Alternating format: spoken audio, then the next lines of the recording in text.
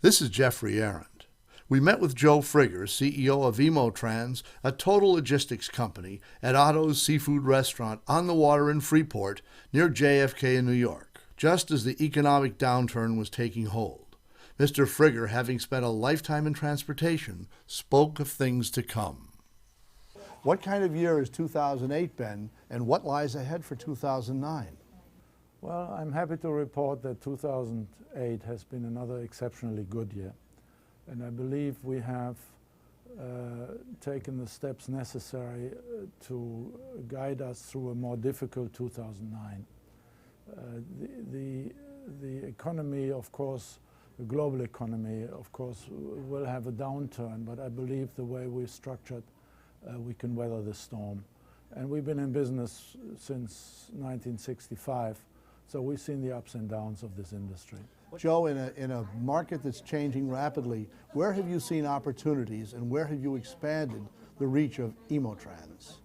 We are looking for the opportunities we always are looking for. We have good and close relationship with our customers, existing ones, and we're trying to build good relationships with our potential customers. And the customers are worried themselves at this time, so we need to help them to succeed in their business, and I believe we can do this with our experience and global network. Everybody knows of your expertise in the air cargo business, but the developing market for many is ocean. How important is ocean to Emotrans? The ocean business has grown in importance over the past decade or so. We started out as a pure air freight forwarder, but that changed a long, long time ago. So the ocean freight as such is important, but also there has been some shifting of air freight into ocean freight already during 2008. We are also active in the project business, and we have started to be more active in logistics. We recently opened a large warehouse in Juarez in Mexico on the other side of El Paso, which is serving those customers in the areas who do a lot of maquiladoras business. In a world of choices, why should someone ship with Emotrans? Because we are a company that personalized their services. This is the name of the game in our industry. We are professional people who try to follow the needs of our customers and guide them into directions where they may not be clear. Typical example is American exports. The American exporter, by and large, seems to be not as experienced, at least in the middle companies, like the American importer, who is a very, very smart businessman. And the exporters are worried about getting their money, getting their products to their customers, and there we can help. We have connections with banks, where we can help with LC issues. We have overseas connections to help them understand the problems of the countries in terms of import licenses and regulations. So I think Emotrans, as a middle-sized company, is a customer-friendly company.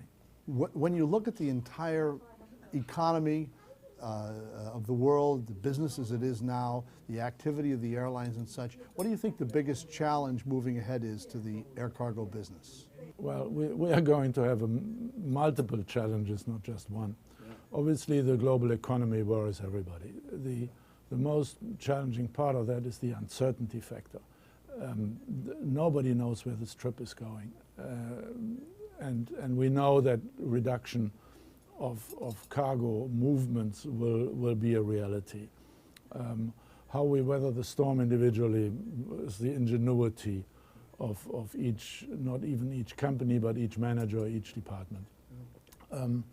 The other serious challenge is, of course, cargo security and the screening program, where we still have not a very clear vision how this will be ultimately implemented.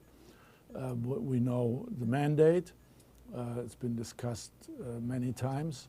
We know that there is equipment that will screen individual packages and packages of certain sizes. We know there is no ULD screening available, which will make it extremely challenging for forwarders, carriers, shippers to maintain schedules, because if you have to take a pallet apart and screen it and then put it back together again, there's a cost involved.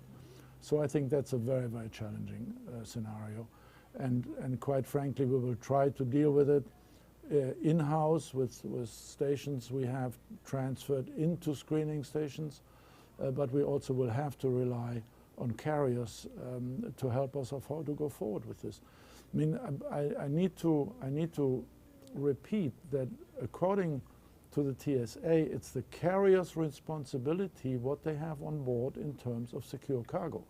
So before they load an aircraft, they need to know what's on there, and whoever screens it beforehand becomes almost immaterial. It's just a matter of process and negotiations to achieve that level of security. One last question. What changes would you like to see in the air cargo business? There are a number of things, like a wish list I would look at. One would be that we have better education in the US for actual the job of a freight forwarder, similar to what we have in Europe in terms of apprenticeship and so forth.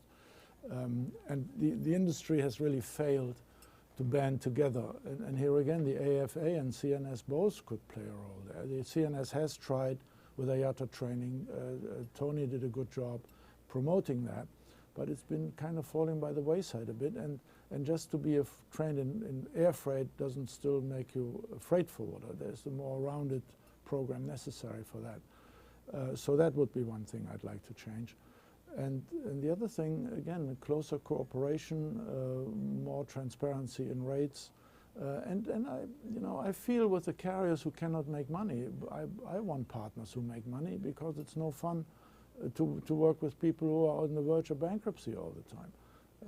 So yeah, better cooperation as a whole, and also educating the shipper in terms of advantages for air freight in general, and a more transparent program which is not clouded in complicated rules and regulations that many people don't understand.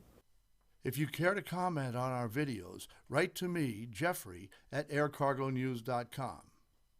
In the meantime, thanks for watching, and keep 'em flying.